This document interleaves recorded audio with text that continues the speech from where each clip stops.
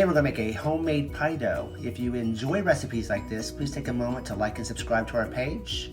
And make sure you hit the notification bell on the side. Now Mom's going to teach you.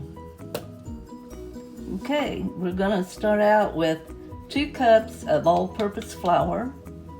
Going to add 1/4 teaspoon of salt. This will make 2 pie crusts. Why make only 1 when you can make 2 at a time? And our sugar, which is 1 tablespoonful of sugar. Now, you want to wash your hands really good before you do this because we're going to mix that with our hands. I've got 1 cup of Crisco. My grandmother used to use pure old lard when she made this, and her pie crusts were so flaky. We don't get anywhere near that with processed, but it'll work. When we did catering, we did a lot of pies. And because of that, we very seldom do only 1 pie crust at a time. And we just mix that in with your hands. You can kind of feel the dough and the shortening begin to mix. It's gonna make nice little bunches where it'll hold together. And you can feel it whenever that has begun to change, and you can see a difference there in the consistency of the flour. Okay. Whenever you can kind of pick it up and squeeze it and it kind of chunks up like that, you know you've got it mixed. Okay, outside of having it all over your hands, I've mixed together here 1/2 cup cold water and 1½ teaspoons of vinegar. I'm only going to pour in about half of that. The rest of it is for just in case I need extra. Begin to mix that together. And it's really sticking to my hands right now. Haven't you heard you're not a good cook if you don't get food all over you? Okay. That 1/2 cup or about 1/4 of a cup, maybe just a little bit more, seems to be pretty good. When you kind of roll that together, you're mixing that in, and you see that it's beginning to leave the sides of the bowl and kind of form a ball.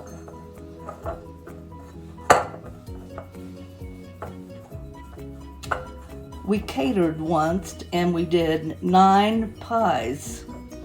So to get those crusts, we're looking at this, it's a cheap and easy way to do pie crusts. There's a lot of really good pie crust out there, but they take more things.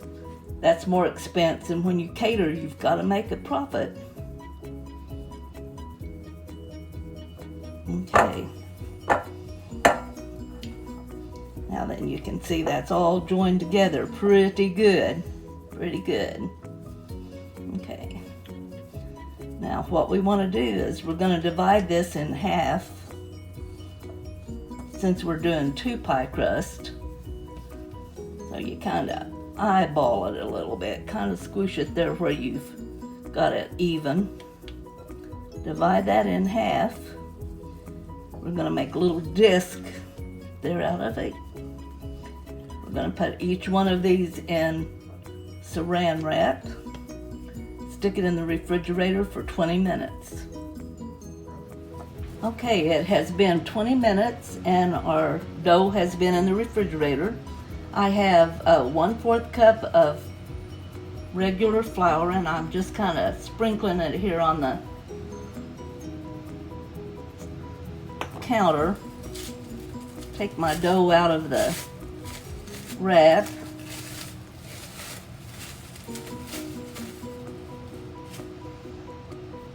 Mash it down a little bit. Turn it, get both sides with a little flour. We don't want that old rolling pin to stick. Okay, we want to start in the center and roll outward, and don't roll clear to the end when you first start, or you're going to have really thin pie dough at the outsides where you want to pinch and make a edge. It's time to kind of work that out. Pick that up. You want to be able to move it around a little bit. That shows you that your dough's good and sturdy, and yet it's going to be pretty flaky. It's pretty flaky dough.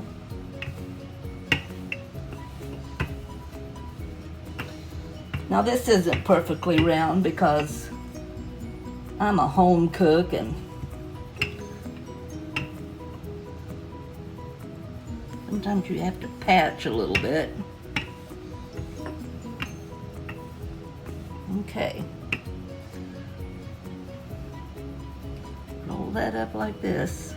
This will help get it into your pie plate. And I have chose one that has just a little bit higher sides on it because I'm planning on making a fresh strawberry pie with this, and I want plenty of room for those strawberries.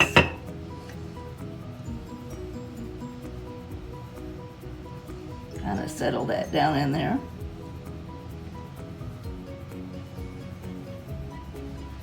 If your rolling was kind of like mine, you might need to patch it just a little bit. This dough is very forgiving. It molds really good, so you'll be easy to do that.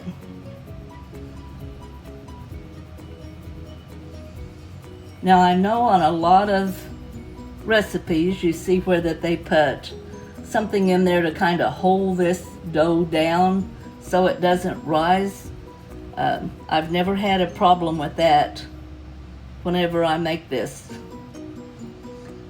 And that one reason is because I take a fork and make little holes in it to let the air escape. Even though we're going to put fresh fruit in here, it will not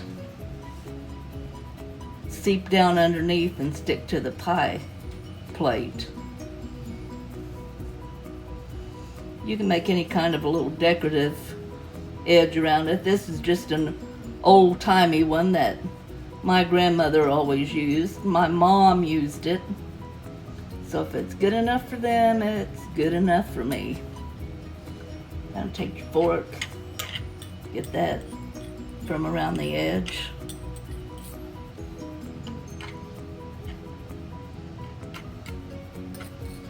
Clean that up just a little bit. Now we begin to, and you want to go about every inch and a half. You want these close together because, like I said, we don't want it to rise or puff up. And with that vinegar and sugar in with the flour, there's always that tendency for it to want to raise just a little bit.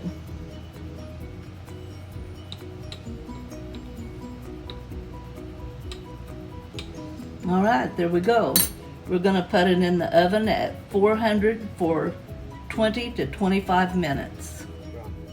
Okay, it has been 20 minutes. And I'm going to take this out. Got a couple of little splits that happened in it, but that will be okay. Now then, it's all ready. You need to let this cool completely before you put anything in it. Otherwise, your pie crust gets tough and you don't want to see any pie crust left on the plates once you've served it. So you're going to let this cool completely, and then it will be ready for either a nice cream pie of some kind or a fresh fruit pie. This one here, it's getting ready for a fresh strawberry pie. If you enjoyed this recipe, please take a moment to like and subscribe. We hope you enjoyed this recipe.